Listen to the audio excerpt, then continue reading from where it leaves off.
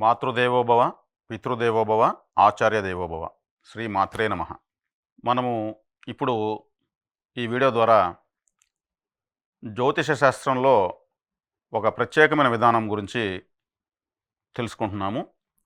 అదేంటంటే, జ్యోతిషం అంటే అందరికీ పరిచయమే, ఆ మాట తెలియని వాళ్ళంటూ లేరు. ఇప్పుడు మనం చెప్పుకునేటువంటి విధానము తంత్ర జ్యోతిష్యము. తంత్రము అంటే మంత్రము విన్నాం, తంత్రము వింటూ ఉంటాం, యంత్రము వింటుంటాం. మరి ఈ తంత్ర జ్యోతిష్యము అంటే ఒక మన దినచర్యలో భాగంగా కొన్ని రకాల ప్రత్యేకమైనటువంటి విధానాల ద్వారా మనము గ్రహాలను అనుకూలంగా మార్చుకొని వేగంగా ఫలితాలను పొందేదే తంత్ర జ్యోతిష్యం. మరి ఈ తంత్ర జ్యోతిష్యం అంటే ఇంక వేరే ఏదో మీరు ఊహించుకోవాల్సిన అవసరం లేదు. అన్ని జ్యోతిష్యాల్లో కన్నా చాలా వేగంగా ఫలితాలను ఇచ్చేటువంటిది తంత్ర జ్యోతిష్యం. చాలా తక్కువ శ్రమతో, తక్కువ ఖర్చుతో ఎవరైనా సరే ఫలితాన్ని సులభంగా పొందేటువంటి మార్గాలను తంత్ర జ్యోతిష్యం సూచిస్తుంది. మరి ఈ తంత్ర జ్యోతిష్యాన్ని ఈ తాంత్రికులు అంటూ ఉంటారు. మరి ఈ తంత్రము అనే దానికి మనకు మొట్టమొదటి ఆది దేవుడైనటువంటి విఘ్నేశ్వరుడే ఆయన తాంత్రికుడు. ఎలా అంటే, విఘ్నేశ్వరుడు సుబ్రహ్మణ్య స్వామికి, విఘ్నేశ్వరుడికి, పార్వతీ పరమేశ్వరులు ఒక జ్ఞాన ఫలాన్ని అక్కడ పెట్టి, ఎవరు ఈ ముల్లోకాలను తిరిగి వస్తారో మొదటగా వాళ్ళకి ఈ ఫలము అని చెప్పడంతో సుబ్రహ్మణ్య స్వామి తన వాహనమైనటువంటి మయూరం పైన వెక్కి వెళ్ళిపోతాడు. మరి విఘ్నేశ్వరుడు తల్లిదండ్రులను ప్రదక్షిణ చేసి 3 ప్రదక్షిణలు చేసి ఆ ఫలాన్ని తీసుకుంటాడు. అంటే ఈయన తంత్రం చేశాడు, సమస్తము తల్లిదండ్రులే అని నిరూపించాడు. అదేవిధంగా చూసుకుంటే మహాభారతంలో శ్రీకృష్ణుల వారు తాంత్రికులు. ఆయన ఆయుధము పట్టలేదు, యుద్ధం చేయలేదు, కానీ ఆయన చేసిందంతా తంత్ర విధానంలోనే ఎవరి ద్వారా ఏ పనులు చేపించాలో అలా చేపించి ఒక మహాసంగ్రామాన్ని, ఒక యుగాంతాన్ని పరిసమాప్తి చేశారనమాట. అంటే ఈ తంత్రం ద్వారా సాధించలేనిదంటూ ఏది లేదు. మరి ఈ జ్యోతిష్యంలో మనకు ఇప్పుడు 2 తెలుగు రాష్ట్రాల్లో ఎన్నో విధానాలు ఎంతోమంది జ్యోతిష పండితులు తెలియజేస్తున్నారు. సాంప్రదాయ జ్యోతిషము, మరి రకరకాలు ఉన్నాయి, మాకు అందరికీ తెలిసిన విషయమే. ఈ తంత్ర జ్యోతిషం అనే దాంట్లో మనకు సామాన్యులకు సైతం, అంటే ఎక్కువ ఖర్చు లేకుండా వారి జీవితంలో ఉన్న సమస్యలను అధిగమించే మార్గాలను చూపించేదే ఈ తంత్ర జ్యోతిష్యం. ప్రస్తుత సమాజంలో ప్రతి ఒక్కరూ ఆర్థిక సమస్యలతో ఇబ్బంది పడుతూనే ఉంటారు. మనకు ఆలోచించడం, మాట్లాడడం, గాలి పీల్చడం వీటికి తప్పితే మిగతా అన్నిటికీ డబ్బులు కావాలి. ఈ మాట్లాడడానికి, ఆలోచించడానికి, శ్వాస పీల్చడానికి డబ్బులు ఖర్చు కావు. అంటే 100కి 100% మనకు డబ్బు పైనే ఆధారపడే జీవితం ఉంది. ఈ డబ్బుల యొక్క సంపాదనలో, అన్వేషణలో భాగంగా దానికోసము ఎంతో తిరిగి అప్పులే అయిపోతున్నారు. ఈ అప్పుల బాధలు తట్టుకోలేక సమాజంలో అప్పు లేని వాళ్ళు లేరు, వర్షంలో తడవని వాళ్ళు లేరు అనేది ఒక సామెతే ఉంది. అంటే ఈ ఆర్థిక సమస్యలు తీరడానికి తంత్ర జ్యోతిష్యం ఏం తెలియజేస్తుంది అంటే, మనకు తంత్ర జ్యోతిష్యంలో అప్పు అనేదానికి కారణమైనటువంటి గ్రహము నవగ్రహాల్లో కేతుగ్రహము. ఈ కేతుగ్రహము అనేది అప్పు అంటే కేతువు, రుణము. కేతువుకు తలే ఉండదు, ఆయనకు ఆలోచనే ఉండదు, కాబట్టి ఆయనకు పనే ఉండదు, అంటే కర్మే ఉండదు. కానీ ఆ గ్రహము మన గత జన్మల యొక్క రుణాన్ని ఈ జన్మలో తెలియజేసి వాటితో పోరాడేటటువంటి స్థితిని మన జాతకంలో మనకిస్తుంది. మరి అప్పుల బాధను అధిగమించాలంటే హోమాలు చేయాలి, యజ్ఞాలు చేయాలి, మరి దాన ధర్మాలు చేయాలి. మరి ఎన్నో క్రతువులు మనకు ఎన్నో విధానాలు తెలియజేస్తున్నాయి. మరి శక్తి ఉన్నవాళ్ళు చేస్తున్నారు, శక్తి లేని వాళ్ళు చేయలేకపోతున్నారు.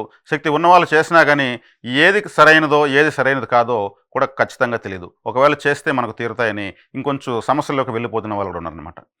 ఈ తంత్ర జ్యోతిషంలో సులభంగా వారి యొక్క రుణ బాధలను తీర్చుకునేటువంటి ఒక అద్భుతమైనటువంటి విధానం ఒకటి ఉంది. ఈ కేతువు అనేటువంటి గ్రహానికి ఒక జీవి మన చుట్టూనే ఉంటుంది. ఆ జీవి ఏదో కాదు, కోడి. ఈ కోడి అనేదే కేతువు, కేతువు అనేదే కోడి, అంటే చికెన్. ఈ చికెన్ తినడం వల్లనే చాలామంది అప్పుల పాలవుతున్నారు. ఇది వినేదానికి విడ్డూరంగా ఉన్నా కూడా అది కేతు గ్రహం యొక్క ప్రాణి అన్నమాట. అది మనకు ఈ కేతు గ్రహాన్ని కుజవత్ కేతు అని అంటాం. కుజవత్ కేతు అంటే కుజుడు శత్రు రోగ రుణకారకుడు. ఆయన లాగా ఈ కేతు పనిచేస్తాడు. ఈ కుజుడు సుబ్రహ్మణ్య స్వామికి రథసారథి. అంటే చివరగా అధిష్టాన దేవత కుజగ్రహానికి సుబ్రహ్మణ్య స్వామి. సుబ్రహ్మణ్య స్వామి యొక్క పతాకము అంటే ఆయన చేతిలో ఒకవైపు శక్తి శూలము, ఒకవైపు ఒక పతాకము అంటే ఒక జెండా, ఒక ఫ్లాగ్ ఉంటుంది. ఆ ఫ్లాగ్ పైన కోడిపుంజు బొమ్మే ఉంటుంది. మీరు గూగుల్లో కూడా కొట్టి చూడొచ్చు. ఆ కోడిపుంజు యొక్క చిహ్నాన్ని ఆయన స్వీకరించాడు. అంటే శత్రు రోగ రుణాలను నిర్మూలించేది, పరబ్రహ్మ తత్వం కలిగినటువంటిది కోడి. అది బ్రహ్మముహూర్త కాలానికి లేచి కొక్కరోకోనికి లేచి ప్రపంచాన్ని మేల్కొల్పుతుంది. కోడి కూత వేసి ఎవరు విసుక్కోరు. అయ్యో కోడి కూత వేసింది తెల్లారుతుంది అనుకుంటారు. అది పరబ్రహ్మ స్వరూపానికి సంబంధించినటువంటిది. కాబట్టి సుబ్రహ్మణ్య స్వామి స్వీకరించాడు. దాన్ని తీసుకోవడం, దాన్ని ఆహారంగా తీసుకోవడం వల్ల మన నోటితో కొరకడం ద్వారా అప్పుల పాలవుతారే కానీ ఇంకొకటైతే కారు. మరి ఈరోజు తినకుండా ఉండలేమంటే అది ఇంక చెప్తున్నా, నాకైతే సంబంధం లేదు. ఇది ప్రాక్టికల్గా నేను చూశాను, నేను ఆచరిస్తున్నాను. నేను చెప్పి ఆచరించిన వాళ్ళు ఎంతోమందికి మంచి ఫలితాలు వచ్చాయి. కాబట్టి ఇప్పుడు ఈ కోడి తినకూడదు. మరి ఏం చేయాలి? ఎర్రటి బియ్యము, రెడ్ రైస్ మీరు తీసుకొని ప్రతిరోజు మీ పిడికెడితో ఒక 6 పిడికెళ్ళు లేదా ఒక్క పిడికెడైనా సరే ఆ కోళ్ళకి ఆహారంగా ఇవ్వండి. ఈ ఎర్రటి బియ్యము వేస్తూ రండి. మీకే ఆ ఫలితాలు వెంటనే మీరు చూస్తూ వస్తారనమాట. తర్వాత అప్పు అనేది ఇంకొకరిని బాధించడం వల్ల, మన పూర్వీకులు చేసినటువంటి కొన్ని పొరపాట్ల వల్ల అవి మనకు వారసత్వ సంపదగా మనకు ఆ పొరపాట్ల వల్ల మనకు సంక్రమిస్తాయి వారసులకు. అంటే బాధ అనేది ఏంది? ఎవరి బాధనే కడుపులోనే పుడుతుంది. కొంతమంది అంటూ ఉంటారు, నా కడుపు మంట నీకు తగులుతుంది అంటూ ఉంటారు.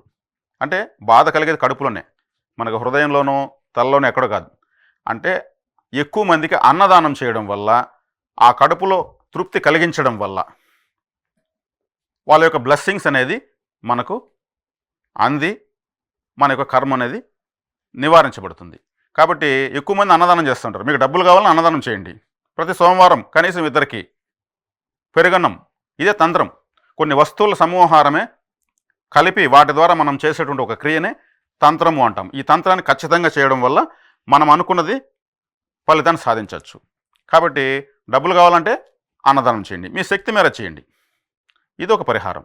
అంటే ఈ తంత్ర జ్యోతిష్యంలో ఇప్పుడు నేను చెప్తున్న వాటిలో మీకు ఏదైనా కష్టతరమైనది కానీ, చేయలేనిది కానీ, దొరకని వస్తువులు కానీ ఏమైనా ఉన్నాయా?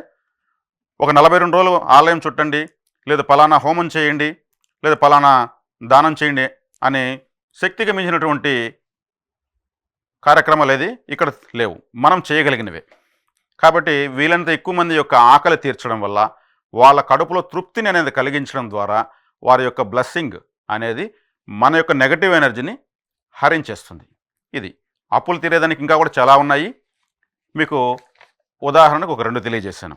అదేవిధంగా ఈ తంత్ర జ్యోతిష్యంలో శనిగ్రహ బాధలు, ఏలినాటి శని, అర్ధాష్టమ శని, అష్టమ శని, శని మహర్దశ ఇలా చెప్పుకుని శనిగ్రహం యొక్క అనుగ్రహం లేక ఎంతోమంది భయపడుతూ, బాధించబడుతూ, మరి మార్గం తెలియక సతమతమవుతూ ఉంటారు.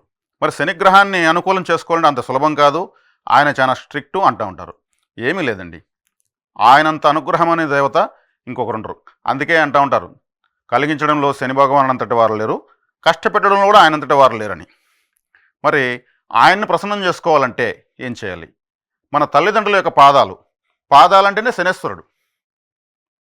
తల్లిదండ్రులు పరబ్రహ్మ స్వరూపులు. వాళ్ళకి పాద పూజ చేసి ఆ నీళ్ళు నెత్తిని చెల్లుకుంటారండి వారానికి ఒకసారి.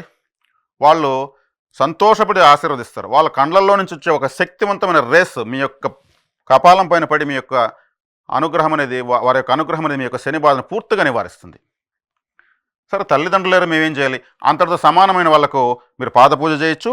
అదేవిధంగా పాదరక్షలు తీసివ్వచ్చు. చెప్పులు అంటేనే శనేశ్వరుడు, పాదరక్షలు. ఆ చెప్పులు మీరు తల్లిదండ్రులతో సమానమైన వాళ్లకు, గురువులకు దానంగా ఇచ్చి చూడండి, ఎంతటి ఆశీర్వాదం మీకు వస్తుందో. శనిగ్రహం తక్షణం అనుగ్రహిస్తుంది. ఖచ్చితమైనటువంటి మార్గాన్ని అనుసరించడం ద్వారానే గ్రహం వేగంగా ప్రతిస్పందిస్తుంది. సరే, అది చేయలేము అనుకున్న వాళ్ళు కూడా ఉంటారు. అంటే ఎవరి స్థితిగతులు వాళ్ళకు ఉంటాయి. ఆ చెప్పులు కుట్టుకునేవాడు ఉంటాడు. బస్ స్టాండ్ల కాడ, పెద్ద పెద్ద హాస్పిటల్స్ ముందు, ఇక్కడంతా కూడా చెప్పులు కుట్టేవాళ్ళు ఉంటారు. డైరెక్ట్గా వాళ్ళు శనిగ్రహ స్వరూపమే వాళ్ళు. చెప్పులైతే శనేశ్వరుడు అన్నాము. ఆ చెప్పులను రిపేర్ చేసేవాళ్ళు డైరెక్ట్గా శనిగ్రహ స్వరూపమే. వాళ్ళకు ఓ వాటర్ బాటిల్, ఓ బిస్కెట్ ప్యాకెట్ రూ. 10 వాటర్ బాటిల్, రూ. 10 బిస్కెట్ ప్యాకెట్. ఒక 8 మందికి ఒకే చోట లేకపోవచ్చు. వెతుక్కుంటూ శనివారం రాహుకాలంలో ఇవ్వండి. మరి శనివారమే ఎందుకంటే శనిగ్రహానికి సంబంధించినటువంటి వారము. రాహుకాలమే ఎందుకంటే శనివత్ రాహు. రాహు కూడా శనిలాగా ప్రవర్తిస్తాడని జ్యోతిషశాస్త్రం తెలియజేస్తుంది.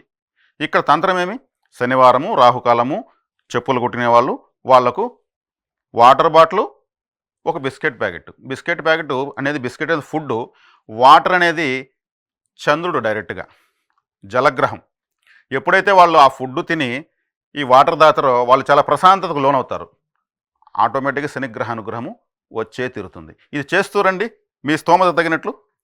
ఏలినాటి శని కానీ శనిగ్రహ సంబంధ ఏ విధమైన పీడ కానీ మీకు ఉండదు. ఇది తంత్ర జ్యోతిషం తెలియజేస్తూ ఉంది. ఎంతోమంది ఆచరించి కూడా చాలా సంతోషంగా ఉన్నారు. ఇది మనం ఎవరికి చెప్పుకోవాల్సిన అవసరం లేదు. మూడో కంటికి తెలియకుండా మనకు వీలు కలిగినప్పుడు మనం చేయొచ్చు. అదేవిధంగా శనిగ్రహ అనుగ్రహం కోసం ఇంకొక చక్కటి పరిష్కారం ఏంటంటే, మనకు శనిగ్రహం అంటే శని భగవానులకు గురుదేవులు కాలభైరవ స్వామి.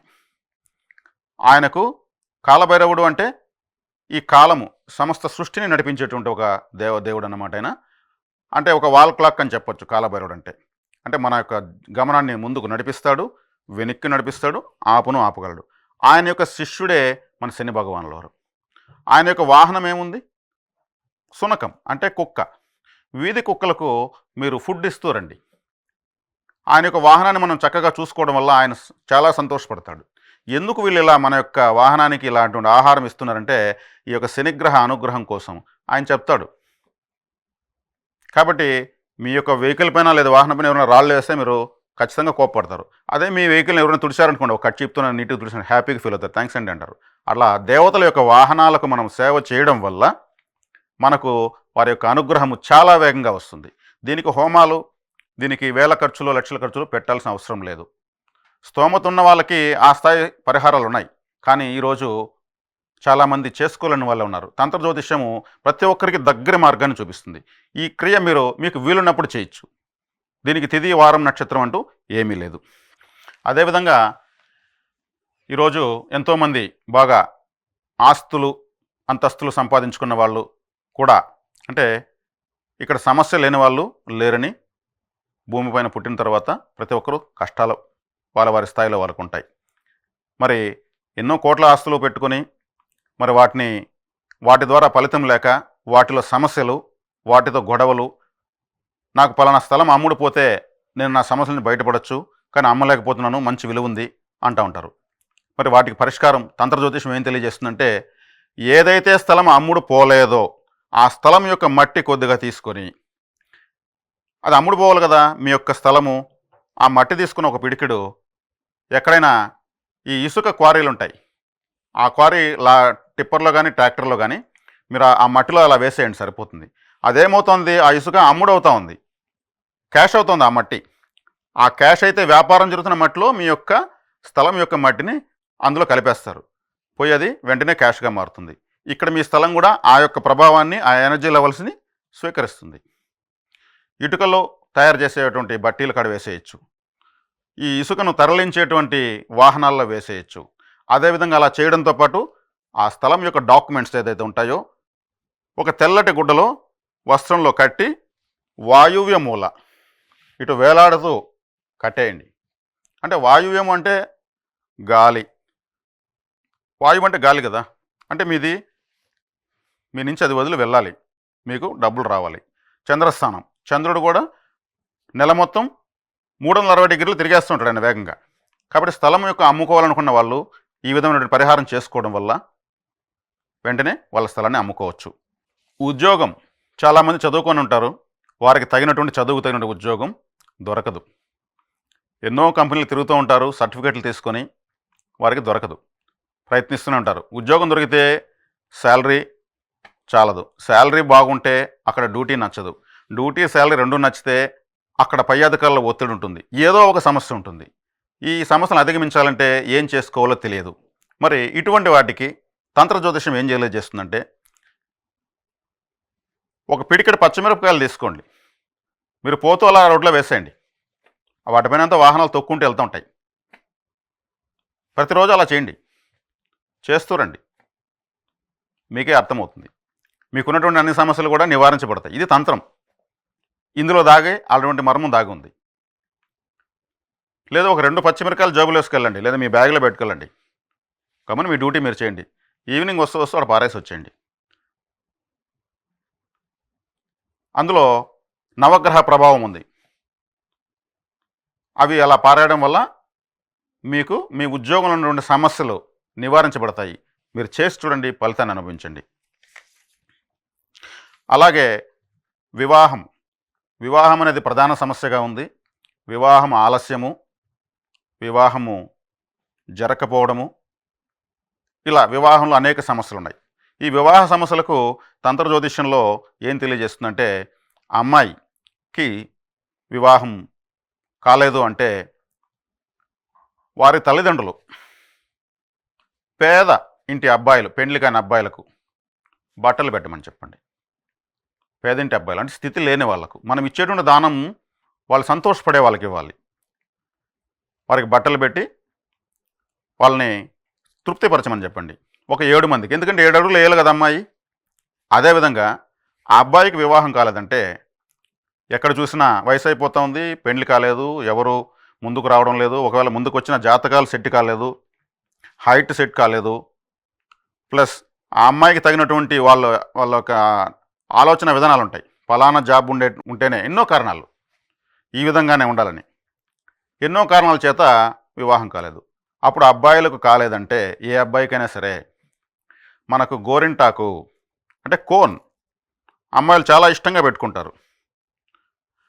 గోరింటాకు, తర్వాత ఆ అమ్మాయికి ఈ సౌందర్య సాధనాలు, ఫేర్ అండ్ లవ్లీ, వాళ్ళు ఏదైతే ముఖ సౌందర్యానికి ఉపయోగిస్తారో ఇటువంటివన్నీ ఒక కిట్ లాగా చేసి వారి తల్లిదండ్రులు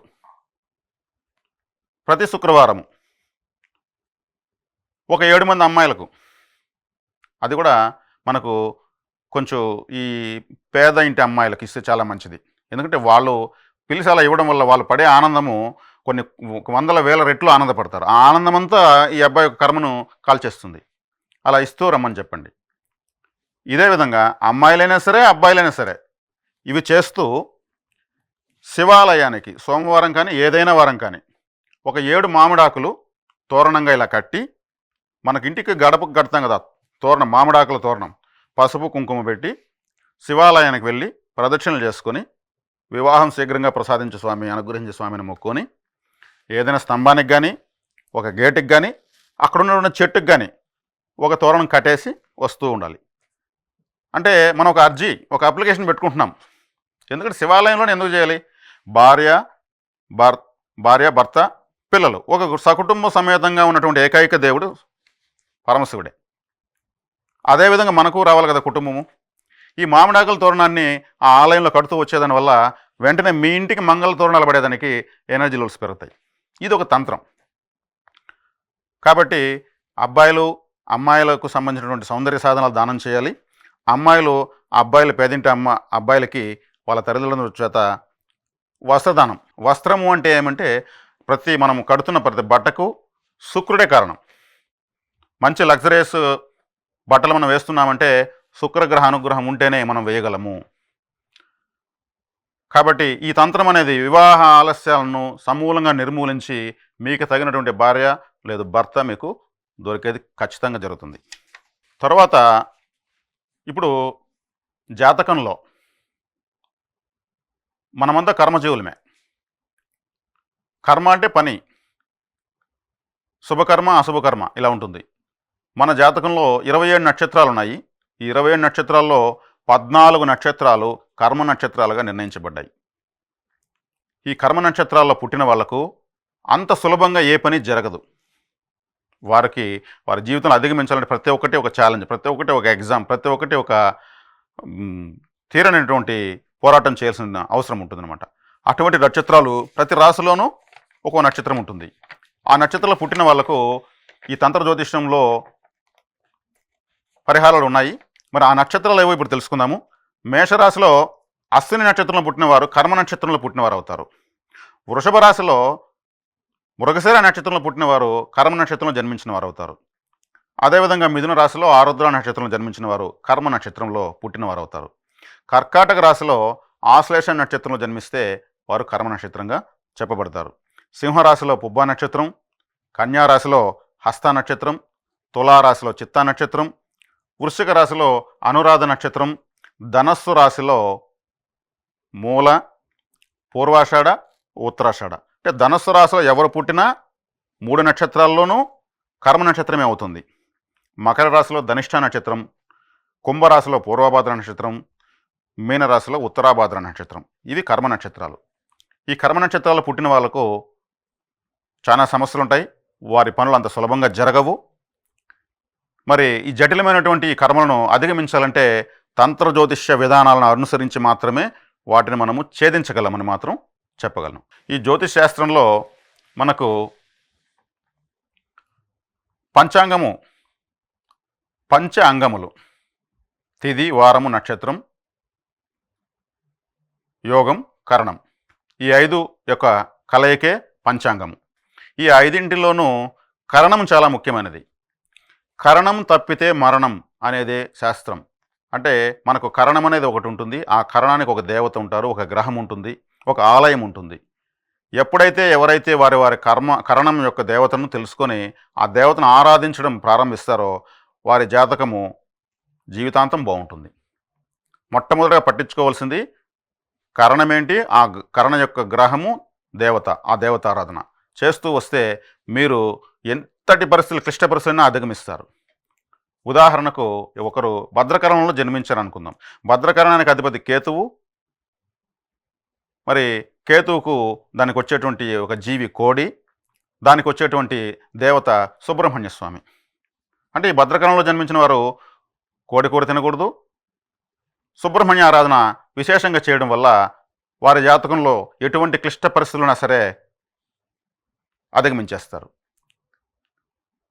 తైతుల కరణంలో జన్మించారనుకోండి. తైతుల కరణానికి అధిపతి గ్రహము శుక్రుడు, వారి యొక్క జంతువు గాడిద, ఆ కరణ దేవత జ్యేష్ఠాదేవి.